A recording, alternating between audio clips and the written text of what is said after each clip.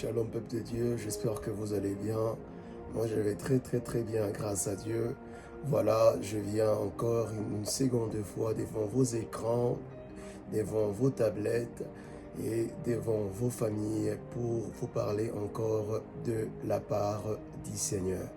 Voilà, avant de commencer cette intervention de ce soir, nous allons commencer avec la prière. Et après, nous allons introduire notre message de cette soirée. Prions le Seigneur. Adonai, nous te rendons grâce. Adonai, nous te disons merci pour ces moments agréables, Père éternel, que nous voulons passer dans ta présence. Saint-Esprit de Dieu, prends le contrôle de ces moments.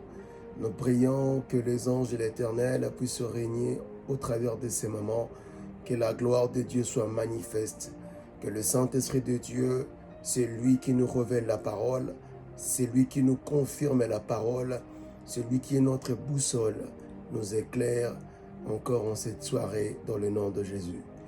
Je viens m'élever contre tout oiseau maléfique qui vient voler la sémence de la parole.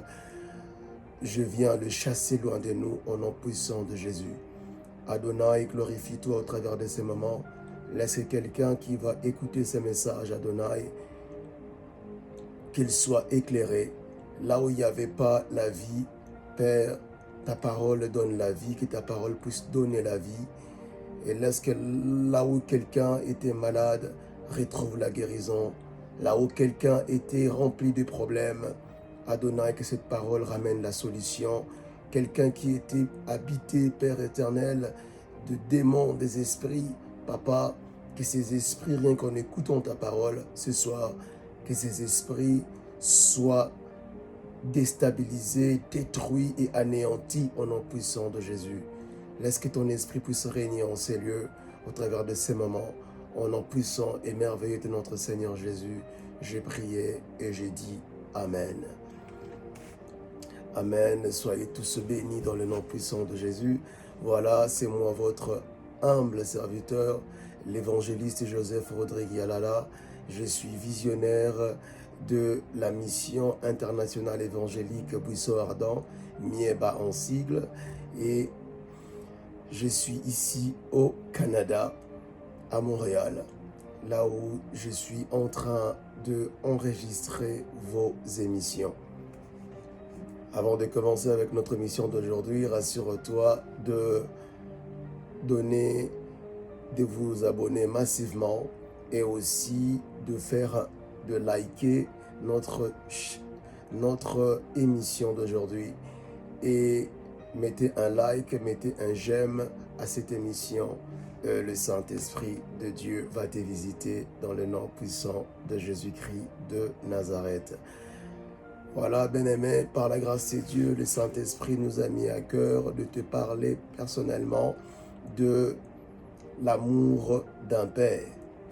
C'est une thématique que l'Esprit nous a donnée de venir partager avec vous.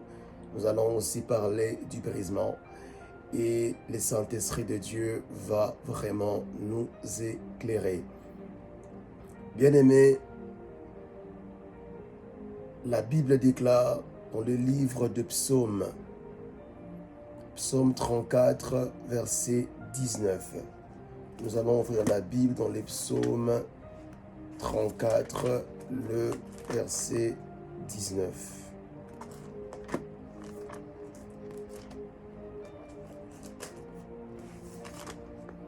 La Bible déclare dans les Psaumes 34, le verset 19, la Bible déclare, je lis des versets 18 à 19, la Bible déclare quand les justes crient, l'Éternel entend et il les délivre de toute leur détresse.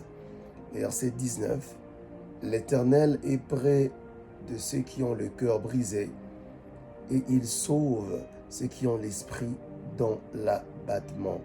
Je répète le verset 19, l'Éternel est près de ceux qui ont le cœur brisé et il sauve ceux qui ont l'esprit dans l'abattement. La Bible déclare que l'Éternel est tout près de ceux qui ont le cœur brisé. Bien-aimé, lorsque quelqu'un a un cœur qui est brisé, lorsque quelqu'un qui est brisé par le Saint-Esprit de Dieu, le Seigneur ne sera pas loin de toi. Le Seigneur sera tout près de toi pour t'accorder sa miséricorde. Le brisement accompagne la miséricorde. Lorsqu'il y a le brisement, la miséricorde de Dieu aussi va t'accompagner. C'est pourquoi lorsqu'il n'y a pas le brisement dans ton cœur, bien-aimé, c'est difficile d'attirer la compassion et la miséricorde de Dieu. Bien-aimé, le brisement est la clé, vous devez le savoir, le brisement est la clé pour obtenir la miséricorde de Dieu. Dans les psaumes 34, verset 18, là où on vient de lire, quand le juste écrit, c'est qui c'est juste dont la Bible nous parle? C'est celui qui a un cœur brisé. C'est celui qui reconnaît ses imperfections. C'est celui qui reconnaît qu'il a tort. C'est lui qui reconnaît que sans Jésus, il ne peut rien faire. C'est lui qui reconnaît sans l'aide du Saint-Esprit, il ne peut rien faire. C'est celui-là qui a le cœur brisé. Ce n'est pas quelqu'un qui a l'esprit d'autosuffisance. Ce n'est pas quelqu'un qui a l'orgueil spirituel. Bien-aimé, tout ce monde, tous ces gens-là qui sont dans cette catégorie-là, ils ne peuvent jamais attirer la miséricorde de Dieu. La miséricorde de Dieu, bien-aimé, répond que au langage du brisement. Lorsque tu es brisé, l'étape prochaine, ta vie va attirer la miséricorde de Dieu. Je suis en train de prier pour quelqu'un, je suis en train de prophétiser sur quelqu'un. En ces fins d'année, ta vie va attirer la miséricorde de Dieu dans le nom de Jésus. Bien-aimé, être candidat de la miséricorde de Dieu, bien-aimé, c'est d'avoir un esprit brisé. Vous devez savoir que, avant de commencer avec ma prédication de ce soir, bien-aimé, vous devez savoir que la Bible nous aide à connaître Dieu en utilisant 3 composants. Vous devez le savoir. La Bible, c'est un livre, bien-aimé, qui nous révèle les promesses de Dieu. Vous devez le savoir. C'est la Bible. Il y a des promesses de Dieu que Dieu t'a promis. C'est inscrit dans cette Bible. Ce n'est pas dans un autre ouvrage. Derrière, dans cette Bible-là, bien-aimé, il y a ce qu'on appelle les principes du royaume ou le mystère du royaume. Cela est contenu dans la parole de Dieu. C'est pourquoi, bien-aimé, pour comprendre le mystère du royaume, pour comprendre le modus operandi du royaume, bien-aimé, tu dois connaître la parole et tu dois lire la parole, sans lesquelles tu ne pourras jamais connaître comment le royaume de Dieu, ça fonctionne. Vous devez aussi savoir, bien-aimé, que la Bible te révèle la méthodologie du royaume au travers les histoires, parce que vous devez savoir que dans cette Bible, la Bible nous révèle la méthodologie du royaume, et ces méthodologies du royaume-là, bien aimés, sont révélées par 2 histoires, par de paraboles. Souvenez-vous de Jésus-Christ, à chaque fois quand il était en train de prêcher, bien aimé, il utilisait le parabole. Et vous devez savoir que derrière chaque histoire que nous lisons dans la Bible, il y a la révélation de voix de Dieu pour ta vie. Je répète encore, derrière la parole de Dieu, derrière les histoires que nous lisons dans la parole, il y a de révélations de Dieu pour ta vie. Ce ne sont pas seulement des histoires ordinaires, mais ce sont 2 révélations, ce sont 2 promesses de Dieu qui sont cachées, qui sont enfouies derrière ces histoires. Bien-aimés, je suis en train de prier pour quelqu'un en cette saison. Le Saint-Esprit de Dieu va t'ouvrir les yeux pour comprendre, pour avoir une idée sur les promesses, sur le voie de Dieu, sur le mode du fonctionnement du royaume en cette fin d'année, dans le nom puissant de Jésus. Bien-aimés, nous sommes en train de parler de l'amour d'un père. Avant d'aborder ce sujet, j'aimerais d'abord te parler de caractéristiques de l'amour, des caractéristiques d'un père. Un père qui est responsable. Bien-aimé, parmi les caractéristiques d'un père responsable, bien-aimé, nous voyons d'abord sa capacité de pourvoir pour sa famille. Tu ne peux jamais être appelé un papa. Je suis en train de parler aux hommes mariés, je suis en train de parler aux hommes qui sont pères de famille.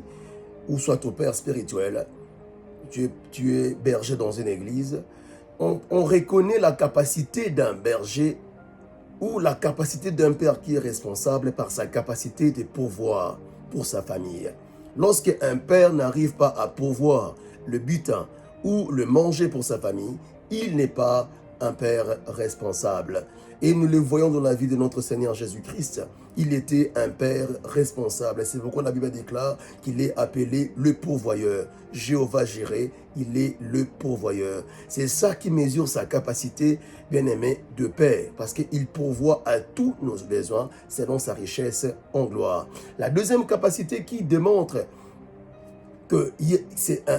qui démontre la qualité d'un bon père, c'est aussi sa capacité de protéger, la protection. Un père qui est responsable, bien-aimé, il est celui qui protège ses enfants. Il est celui qui garde ses enfants. Il est celui qui protège ses enfants contre un danger.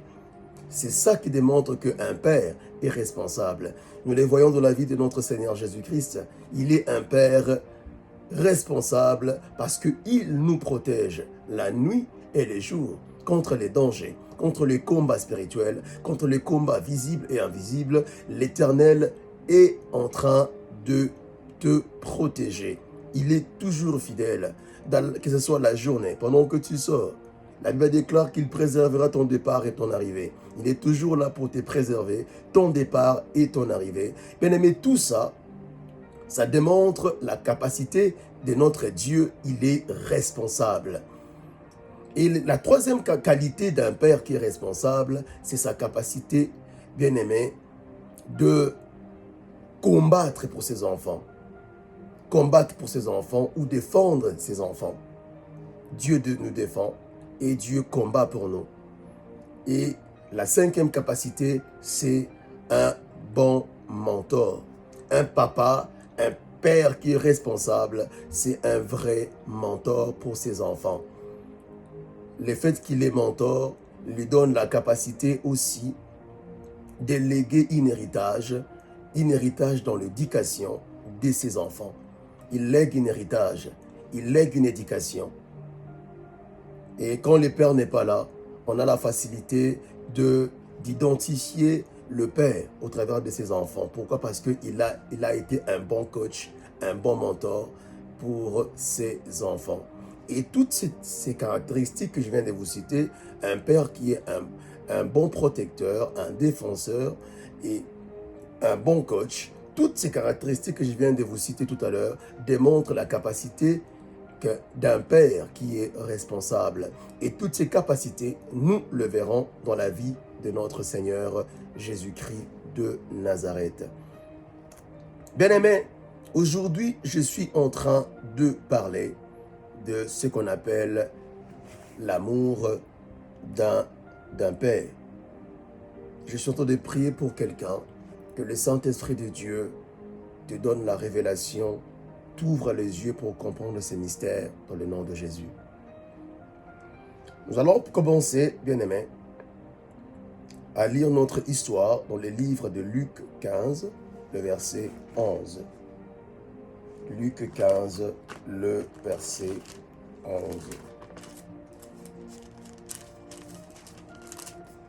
Là, la Bible nous parle de l'histoire de l'enfant prodigue. La Bible nous parle de l'enfant prodigue dans Luc 15, le verset 11. Merci Saint-Esprit.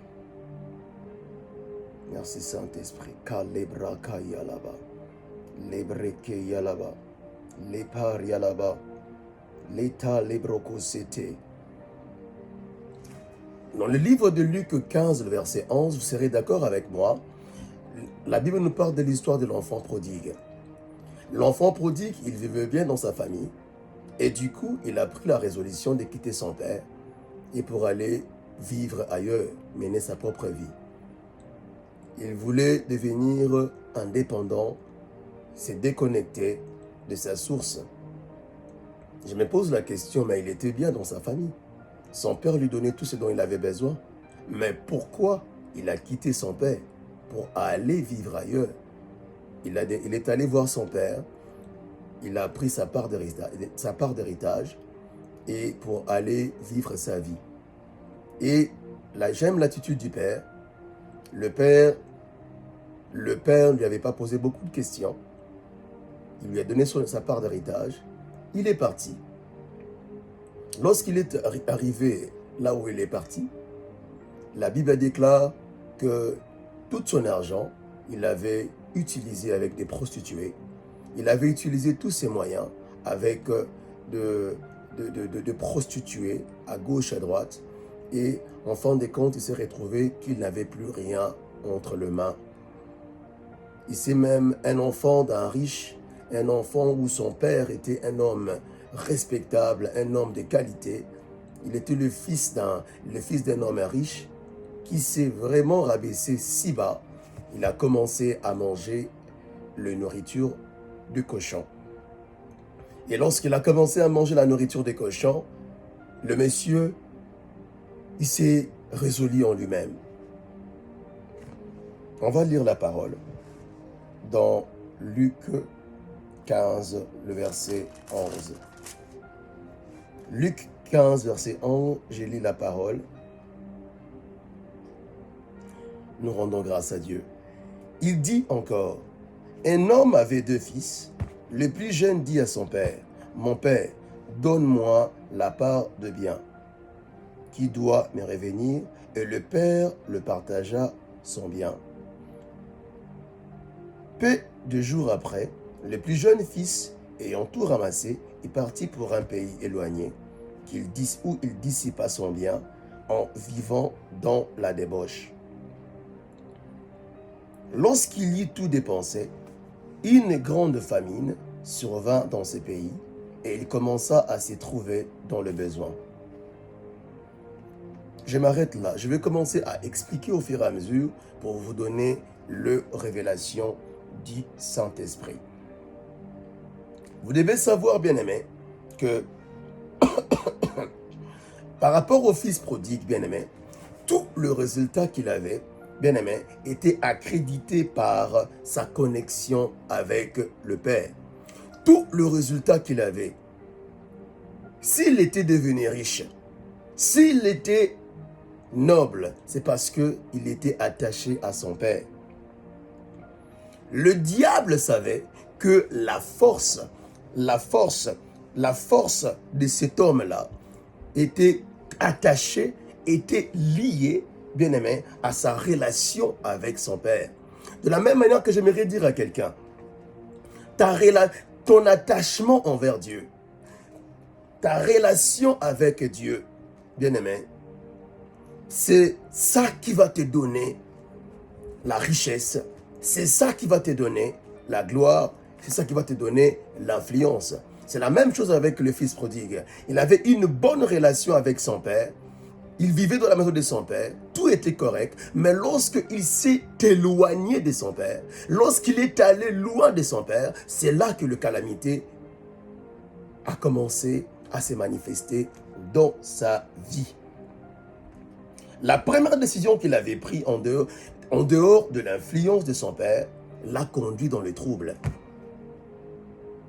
Il a pris la résolution d'aller loin de son père et cette résolution-là qu'il a eue, bien-aimé, ça lui a conduit dans le problème.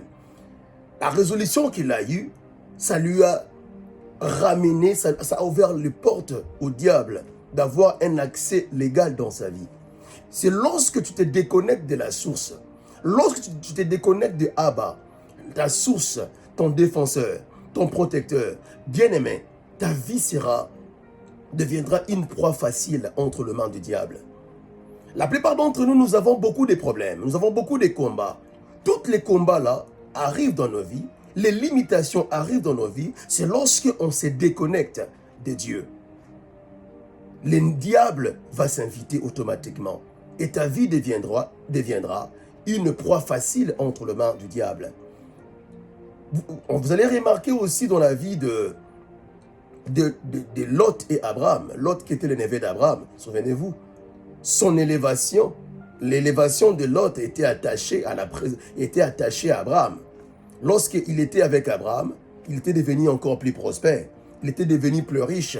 Mais lorsqu'il y avait un problème qui était arrivé entre les serviteurs de Lot et les serviteurs d'Abraham, lorsque les problèmes sont arrivés entre les deux camps, Abraham avait pris la résolution de se séparer d'avec Lot. Il a dit à Lot, tu peux aller à gauche, moi j'irai à droite. Si tu vas au nord, moi j'irai au sud. Je n'aimerais pas avoir de problème avec toi. Et lorsqu'ils se sont déconnectés, lorsqu'il s'est déconnecté de Lot, la Bible déclare qu'il y avait une série de calamités, de problèmes et de troubles. Et la pauvreté, bien-aimé, était venue sur son chemin. Ça signifie quoi? Il y a des hommes que Dieu peut ramener dans ta vie. Ces hommes-là, à cause de leur alliance, bien-aimé, tu peux être bénéficiaire de leur alliance. Lorsque tu es attaché aux bonnes personnes, aux hommes qui ont l'alliance avec Dieu, l'alliance est contagieuse. L'alliance qu'ils ont avec le Seigneur, cette même alliance va aussi t'affecter positivement. Si quelqu'un a une alliance avec le diable, lorsque tu te connectes avec lui, automatiquement, l'alliance qu'il a avec le diable va aussi t'affecter négativement. J'ai pris pour quelqu'un, je déclare, dans le nom puissant de Jésus, le Saint-Esprit de Dieu va éloigner les mauvaises personnes autour de toi pour vivre le bonheur dans le nom puissant de Jésus. Est-ce que quelqu'un est avec moi? C'est comme j'avais dit, la première décision que Lot avait prise en dehors de sa connexion avec Abraham l'a conduit à Sodome. Et lorsqu'il est arrivé à Sodome, remarquez ce qui est arrivé. Là-bas, il a expérimenté des troubles et des troubles et des troubles. On va continuer avec notre histoire dans le livre de Luc 15, 13. Nous sommes maintenant au livre, toujours dans le même Luc 15, verset 13. La Bible déclare, toujours l'histoire de l'enfant prodigue.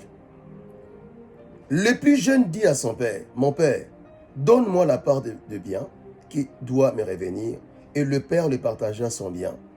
Peu de jours après, le plus jeune fils, ayant tout ramassé, partit pour un pays éloigné, où il dissipa son bien en vivant dans la débauche.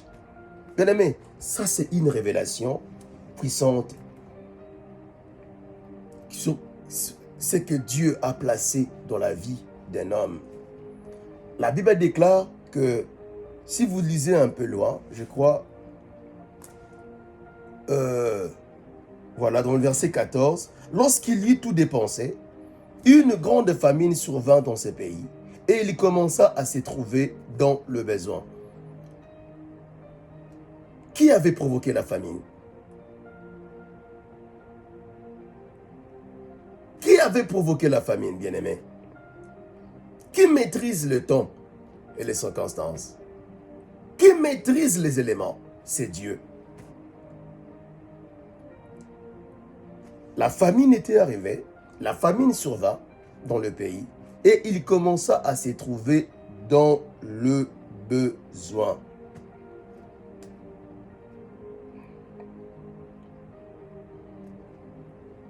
Il y a certains problèmes, il y a certaines situations difficiles qui peuvent nous arriver dans la vie, bien-aimés. Ça ne provient pas forcément du diable. L'Éternel aussi peut occasionner certaines situations difficiles dans ta vie. C'est pour te ramener vers lui. Le fils prodigue ne pouvait jamais retourner à la raison s'il était dans l'abondance. Jamais. Lorsqu'il y a l'abondance, lorsqu'il y a les finances, lorsqu'il y a les moyens, la personne a tendance, l'homme a tendance à vivre dans la zone de confort, où tout va bien. Là, on ne cherche plus Dieu, tout est correct. Mais le fils prodigue, bien-aimé, le fils prodigue, qu'est-ce qu'il a fait?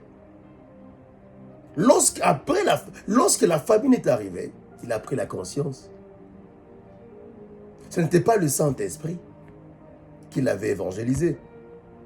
Ce n'étaient pas les évangélistes qui sont venus pour l'évangéliser sur la parole. Mais la Bible déclare, dans le verset 17, la Bible déclare, étant rentré en lui-même, il s'est dit, combien de mercenaires chez mon père ont du pain en abondance, et moi ici je meurs. Il est entré en lui-même. Alléluia. La Bible ne dit jamais que le Saint-Esprit lui a parlé. La Bible ne dit pas que c'est un ange qui lui a apparu, mais non. Ça signifie quoi, bien-aimé? C'est dans la capacité de l'homme. C'est dans ta capacité de l'homme à revenir à lui-même. Toi-même, tu as la conscience. C'est dans ta capacité de prendre conscience toi-même, bien-aimé.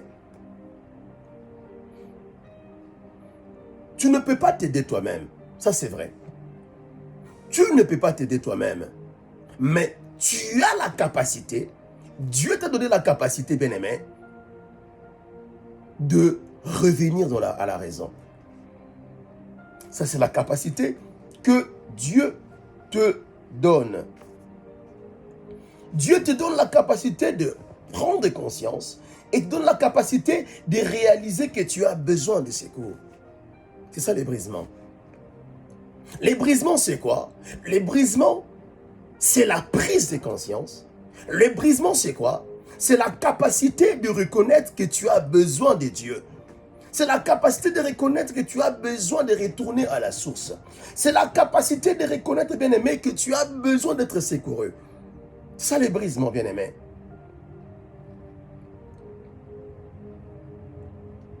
Et lorsqu'il y a le brisement, lorsque le brisement apparaît, la miséricorde de Dieu aussi apparaît, va intervenir.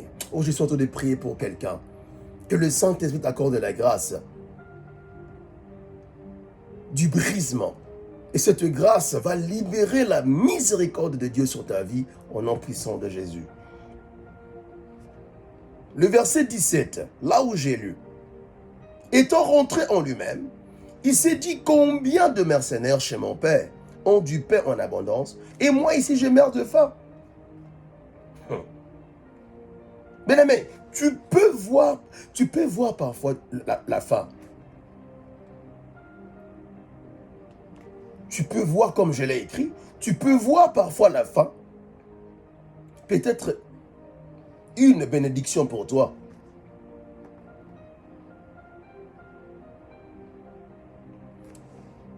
La faim, bien-aimé, je répète encore, la faim, tu peux te dire, mais non, la faim, c'est une malédiction pour toi.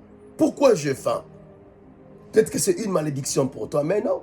Le Seigneur permet, comme je l'ai dit tantôt, il peut permettre certaines circonstances négatives dans ta vie. Il peut permettre la famine dans ta vie. Il peut permettre, bien aimé, certaines circonstances difficiles dans ta vie. C'est pour te ramener à la raison. C'est pour te ramener dans le droit chemin.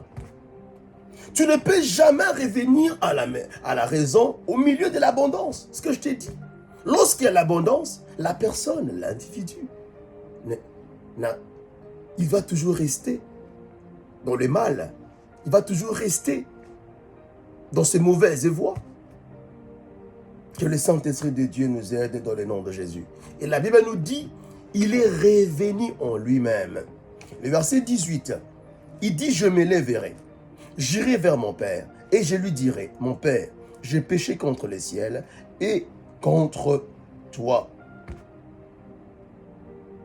Il avait réfléchi, beaucoup réfléchi, avant de prendre la résolution d'aller vers son Père.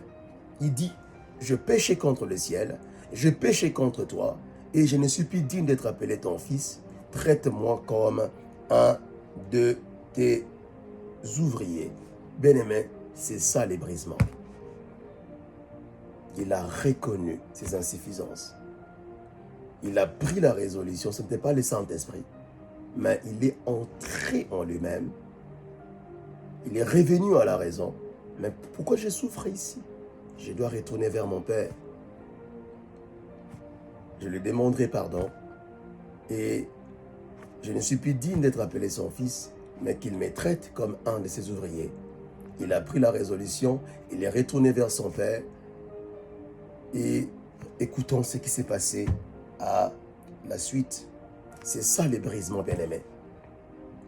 C'est cette capacité, bien-aimé, de reconnaître tes insuffisances, bien-aimé. Laisse-moi te parler un peu du brisement. Le brisement, bien-aimé, c'est t'accorde, tu dois comprendre que les brisements t'accordent l'accès au Saint-Esprit.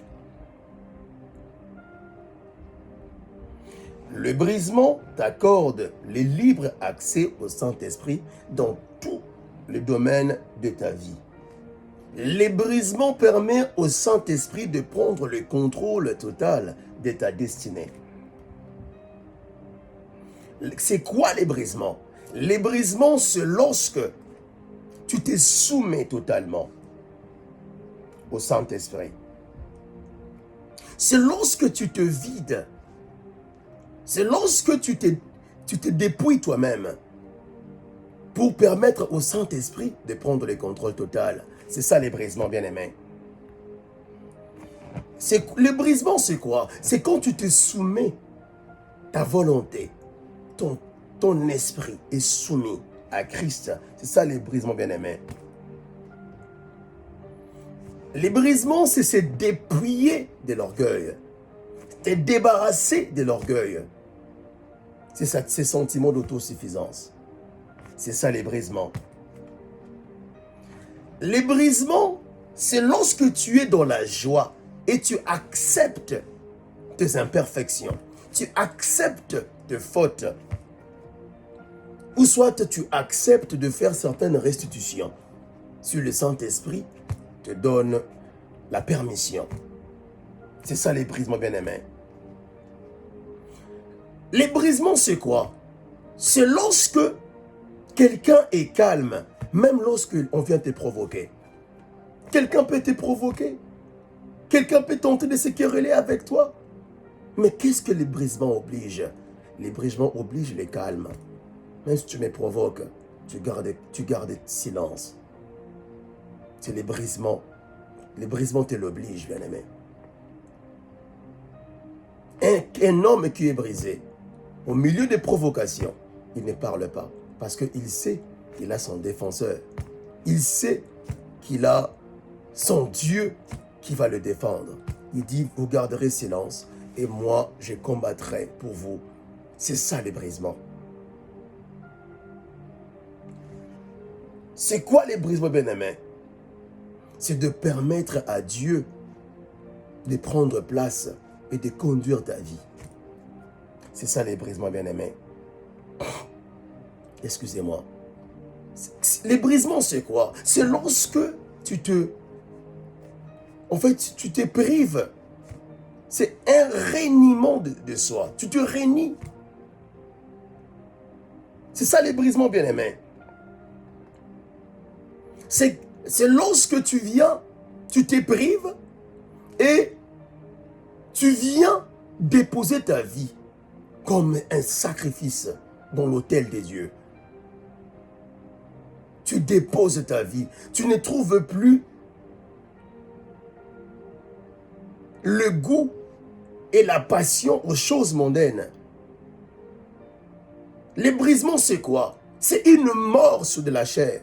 Tu viens crucifier ta chair. Tu viens crucifier tes pensées. Tu viens crucifier les mauvais langages. Tu viens crucifier les images pornographiques. Tu viens crucifier cet désir d'aller dans des boîtes de nuit. C'est ça les brisements. Tu viens le déposer à l'autel des dieux. Que le Saint-Esprit de Dieu t'accorde les brisements dans le nom de Jésus. Le brisement, c'est quoi? C'est la transformation intérieure. Quelqu'un est transformé à l'intérieur. Le reflet de l'extérieur, ce n'est que ce qu'il y a à l'intérieur. En fait, l'homme n'est que le reflet de son intérieur. Mais lorsque tu es brisé, il y aura une transformation à l'intérieur de toi. C'est quoi les brisements? C'est mettre les autres d'abord en avant. Les autres d'abord. Et moi, je viens après. D'abord les autres. Ça doit être ton langage. D'abord les autres. D'abord les autres. D'abord Dieu. Et moi, après. C'est ça les brisements, bien-aimés. Oh, j'ai pris que l'esprit des brisements sont au partage dans le nom de Jésus-Christ de Nazareth. C'est quoi les brisements? C'est briser l'esprit de moi.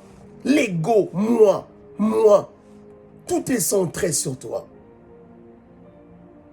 Tout est centré sur toi, moi, mes intérêts, mes enfants. Tout est centré sur toi, bien-aimé. C'est lorsque tu brises l'esprit de moi.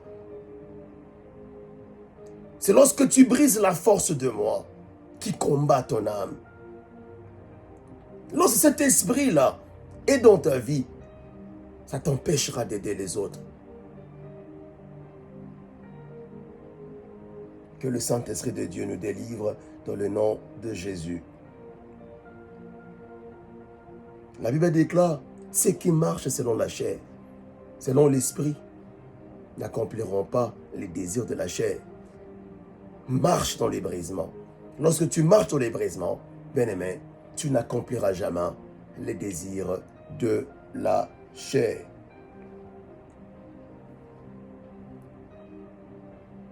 Quelqu'un qui a un esprit brisé, bien-aimé, il va toujours se réjouir. Il va toujours se réjouir. Même lorsque quelqu'un est béni. Lorsque quelqu'un est élevé. Tu vas toujours te réjouir honnêtement avec lui. Ça ne sera pas, voilà, quelqu'un est béni. Dans ton cœur, tu es en train de murmurer. C'est pourquoi tu n'es pas béni. Quelqu'un qui a le cœur brisé, lorsque une autre personne est bénie, il va aller célébrer. Lorsque quelqu'un a des enfants, même si tu n'as pas des enfants, va célébrer avec elle. Ton tour aussi arrivera. Lorsque tu célèbres avec quelqu'un qui est béni, tu vas aussi anticiper aussi ta bénédiction. Dieu va aussi te faire suivre ta bénédiction et ta promotion. Mais lorsque quelqu'un est béni, tu vas chez lui, tu ne veux même pas aller célébrer avec lui. Bien-aimé, tu ne seras pas béni. Que le Saint-Esprit de Dieu nous aide dans le nom de Jésus. Que le Saint-Esprit de Dieu nous aide dans le nom de Jésus-Christ de Nazareth. L'esprit du brisement n'est rien d'autre que l'esprit de l'humilité. L'esprit de l'humilité et de douceur. C'est l'esprit du Christ, notre Seigneur et notre Sauveur. Beaucoup de chrétiens aujourd'hui, ils sont impuissants. Ils n'ont pas de puissance. Pourquoi? Ils n'ont pas de force spirituelle. Pourquoi? C'est parce que il n'y a pas l'esprit de brisement en eux. Sans le brisement, bien-aimé, je répète, sans le brisement, bien-aimé, tu ne peux jamais recevoir la puissance spirituelle. Jamais. Parlez-moi d'un homme qui est brisé. Un homme qui s'est renié, qui s'est privé, un homme qui a tout abandonné pour Christ, pour suivre Jésus. Parlez-moi de cet homme et je te parlerai d'un homme impuissant qu'il est. Il est un homme impuissant. Les hommes qui sont brisés, ce sont des hommes très puissants. C'est pourquoi il ne faut jamais blaguer, il ne faut jamais tourmenter, provoquer quelqu'un qui a une alliance avec Dieu, quelqu'un qui fléchit ses genoux par terre, quelqu'un qui cherche Dieu, quelqu'un qui marche dans le brisement. Il ne faut jamais les combattre. Tu verras la face cachée de son Dieu. C'est ça les brisements, bien-aimés. L'Éternel ne peut jamais libérer son onction sur quelqu'un qui ne marche pas dans le brisement. Quelqu'un qui est têtu, quelqu'un qui est rebelle. Dieu ne peut jamais libérer son onction sur eux. Jamais. Que le Saint-Esprit de Dieu nous donne l'esprit du brisement dans le nom puissant de Jésus-Christ de Nazareth. Je vais revenir sur l'histoire de l'enfant prodigue. C'était une parenthèse que j'avais ouverte parce que c'est important de comprendre ça. Qu'est-ce que les brisements et qu'est-ce que cela représente pour nous, les enfants de Dieu. Revenir à l'histoire de l'enfant prodigue, bien-aimé, il a pris la résolution, il est allé vers son père, c'était ça le brisement. Le verset 20, la Bible nous dit, il s'éleva et il alla vers son père, comme il était encore loin. Son père le vit et fit ému de compassion. Il courut, s'est jeté à son cou et le baisa. Il est parti, il est revenu à la raison. C'était dans sa capacité de revenir à la raison. C'est comme je te dis tantôt, ce n'était pas le Saint-Esprit, mais il est revenu seul à la raison. Bien-aimé, tu dois faire un pas qui démontre ton état de brisement. L'état de brisement, ça demande que tu fasses un pas. Tu prends la résolution, fais un pas. Va, demande pardon à quelqu'un qui t'avait offensé. Va, arrange avec ta belle famille. Va, arrange, même si tu es fautif. Même si tu n'es pas fautive, va arranger. Les brisements précèdent la compassion et la miséricorde de Dieu. Et cela va t'accompagner, bien-aimé. Et la Bible nous dit, quand son père lui a vu, il y a eu une compassion. Il est passé à l'action. Il est allé vers son père.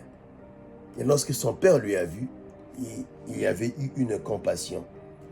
La miséricorde coule lorsqu'il y a la compassion.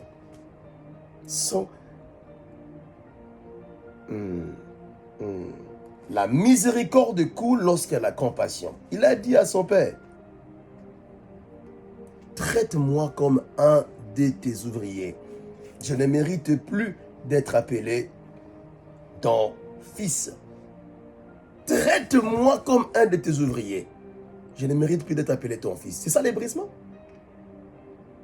Il n'est pas venu vers son père pour se défendre, mais il dit, traite-moi comme un de tes ouvriers. Bien-aimé, c'est ça le brisement. Peut-être que toi, tu ne peux jamais dire à ton père ça. Même quand tu reviens à la maison, si c'est toi, bien-aimé. Tu vas dire, voilà, je suis ton fils et voilà. Mais lui, il a dit, traite-moi comme un de tes ouvriers. Le verset 22. La Bible déclare, et il s'éleva. Non, le verset 22, mais le père dit à ses serviteurs.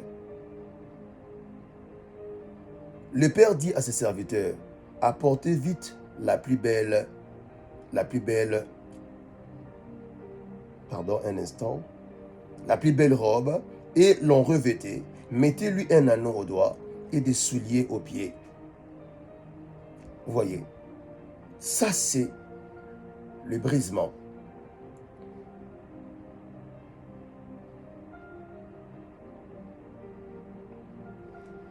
Il n'a pas condamné, il n'a pas rejeté, mais la Bible nous dit que, voilà, il a pris entre les mains et il l'a accepté, il l'a embrassé, il lui a donné, on l'a lavé,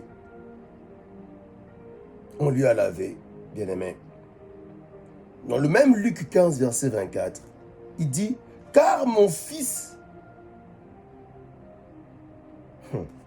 Non, je répète, parce qu'il y a une révélation que l'Esprit est en train de me donner, maintenant là. Le verset 21, le fils lui dit, mon père, j'ai péché contre le ciel et contre toi, je ne suis plus digne d'être appelé ton fils. Là, c'est le brisement. C'était toi, tu n'allais pas le faire. Tu allais simplement venir comme chez ton père là.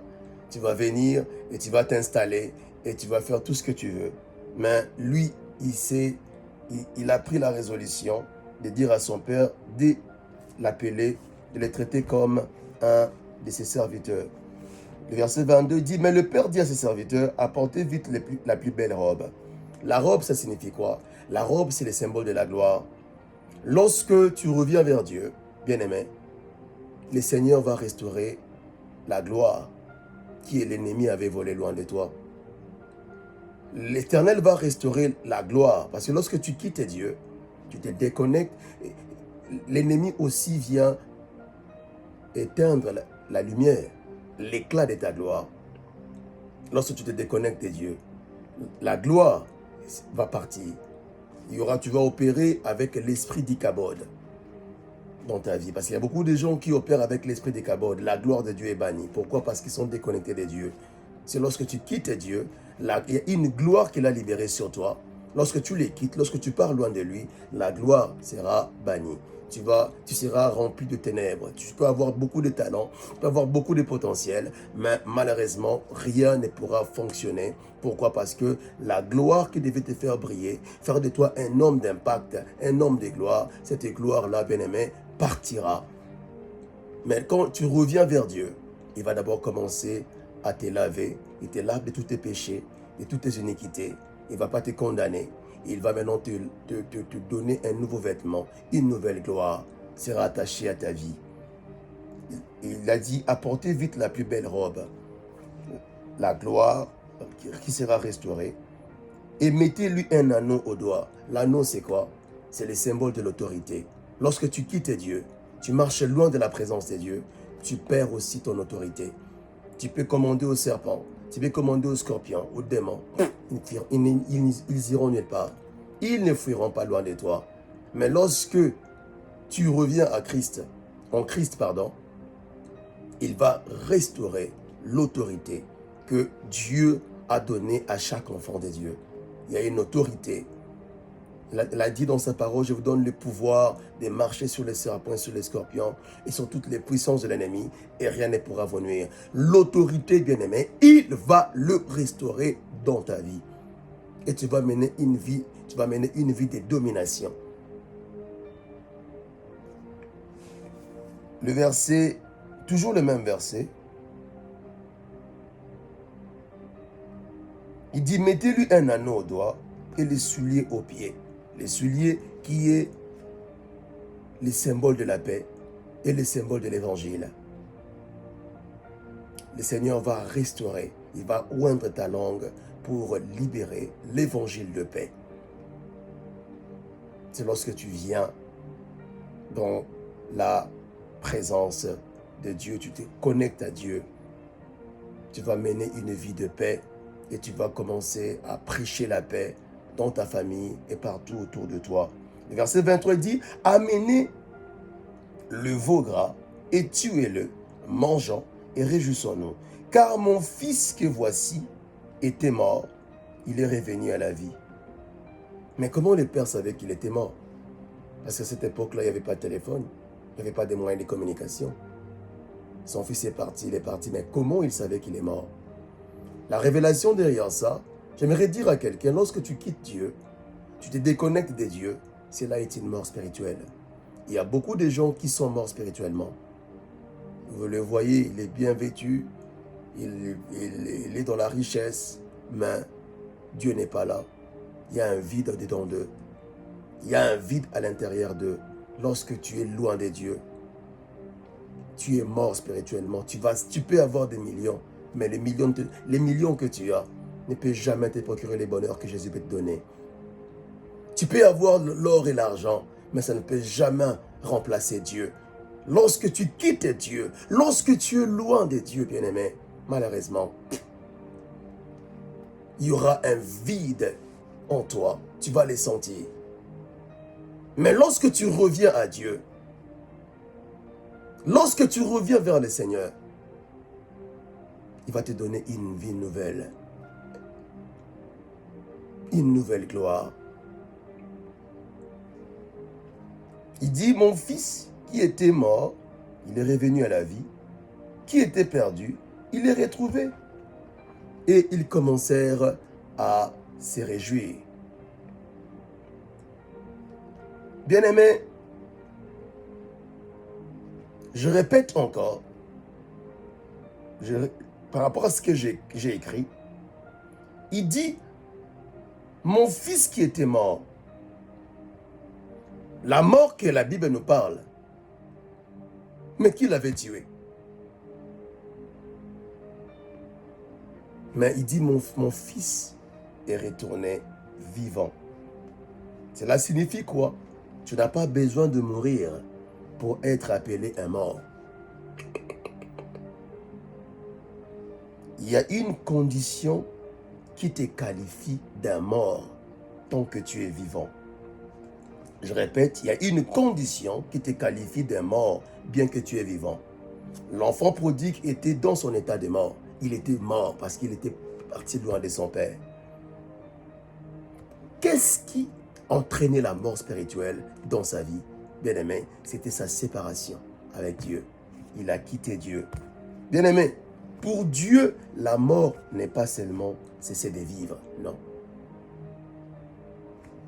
Mais quand tu es en dehors de ta connexion avec lui, c'est ça une mort spirituelle.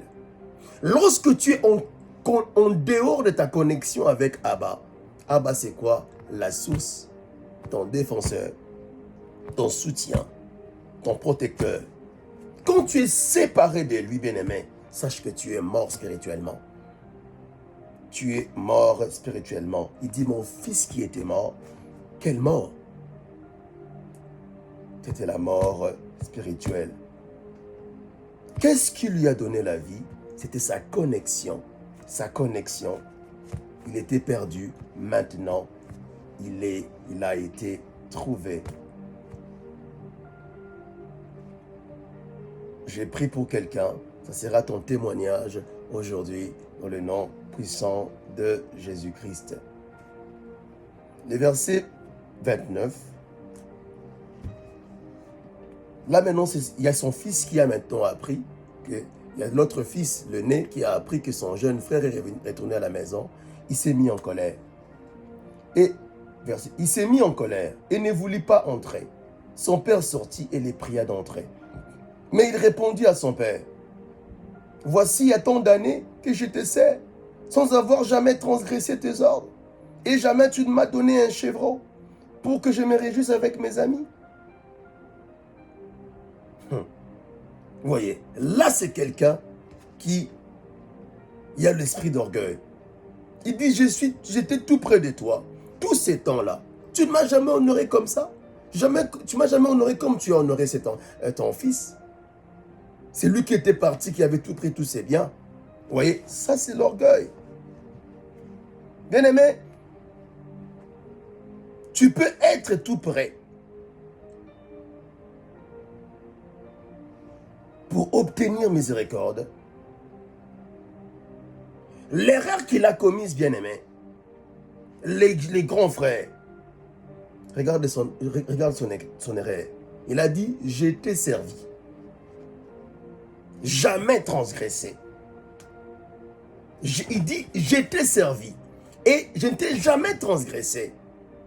C'est ça ce qu'on appelle la justice personnelle. Il a commencé à se justifier. Et il croyait qu'il méritait sa miséricorde. La miséricorde bien-aimée. Lorsque tu viens devant Dieu pour te justifier personnellement, tu n'obtiendras pas miséricorde. Les brisements, la miséricorde de Dieu, c'est lorsque quelqu'un vient devant le Seigneur, il reconnaît qu'il est fautif. Il ne se justifie pas devant Dieu. Et la compassion de Dieu va t'accompagner. Bien-aimé, il croyait qu'il méritait la miséricorde. Il a rappelé au Père les faiblesses et les fautes de son jeune frère. Que le Saint-Esprit de Dieu nous aide dans le nom de Jésus-Christ de Nazareth. Voilà, je vais m'arrêter là. Je t'ai parlé de l'histoire d'un père, l'amour d'un père. Notez bien que Jésus-Christ est le Père par excellence. Christ, il t'a aimé. Christ ne peut jamais t'abandonner. Partout où tu me suis au travers du monde, si ces messages t'ont touché, tu aimerais redédier ta vie à Jésus, tu peux faire cette prière après moi. Bien-aimé, lorsque tu es loin de Dieu, cela est une mort spirituelle. Tu ne pourras jamais, même tes prières n'iront nulle part. Tu pourras prier de janvier à décembre. Tes prières ne seront pas exaucées. La Bible nous dit que les prières d'un pécheur est en abomination dans les oreilles de Dieu. J'aimerais aider quelqu'un dans cette soirée et te réconcilier avec le Seigneur. Tu vas faire cette prière après moi. Tu vas mettre ta main droit sur ton cœur et tu vas dire ceci après moi. Seigneur Jésus, j'ai écouté ta parole. Je réalise que je suis pécheur. Je réalise que je ne suis pas marché dans tes voies. Je n'ai pas marché dans tes voies, pardon. Je reconnais que je suis allé loin de toi. Et maintenant, je prends la résolution de retourner à la maison. Je réalise que ma vie sans toi n'est rien. Toi, ma source. Père, prends le contrôle de ma vie. Je t'accepte encore comme mon Seigneur et mon Sauveur personnel. Je dis au revoir à Satan et à ses œuvres. Saint-Esprit de Dieu, entre dans ma vie. Prends le contrôle de ma vie. Dirige ma vie. Je décrète maintenant, je suis devenu citoyen du ciel. Mon âme appartient à Dieu. La puissance du péché, les puissances de la tombe, les puissances de la mort sont vaincues pour toujours. Je suis maintenant un enfant de Dieu, candidat pour le ciel. Au nom de Jésus. Amen. Tu vas garder silence, je vais prier pour toi. Adonai, je te dis merci pour ton peuple. Je te dis merci pour tes enfants, Seigneur Dieu, qui ont reconsacré leur vie à toi. Ils se sont rendus compte que, Père éternel, loin de toi, c'est le désastre. Loin de toi, c'est la calamité. Tes enfants reviennent vers toi. Prends le contrôle de leur vie, Jésus. Conduis-le, oriente-le. Dirige-leur dans ta sagesse. Accorde-leur la puissance, Père éternel, de mener une vie loin du péché, loin des tentations, une vie au-dessus de péché. Dans le nom de Jésus. Saint-Esprit de Dieu, partout où il me suit au travers le monde, veille le garder et le préserver. Sois loué à jamais dans nos vies, au nom puissant et merveilleux de notre Seigneur. J'ai prié, j'ai dit Amen. Amen, amen, amen. Que Dieu vous bénisse abondamment. C'était moi, votre humble serviteur, l'évangéliste Joseph Rodrigue Yalala, fondateur, visionnaire de la mission internationale évangélique Buisson Ardent. Et nous sommes basés ici au Canada, à Montréal. Rassurez-vous de partager la vidéo et aussi de liker la vidéo et aussi de vous abonner et de partager massivement car le Saint-Esprit de Dieu nous fera énormément du bien. Voilà, que Dieu vous bénisse, portez-vous bien. Dans notre prochain rendez-vous, par la grâce de Dieu, nous allons vous parler d'une thématique sur la délivrance. Soyez bénis, au revoir, n'oubliez pas, Jésus vous aime, n'oubliez pas, il revient bientôt, sois vigilant. Shalom, au revoir, bye bye.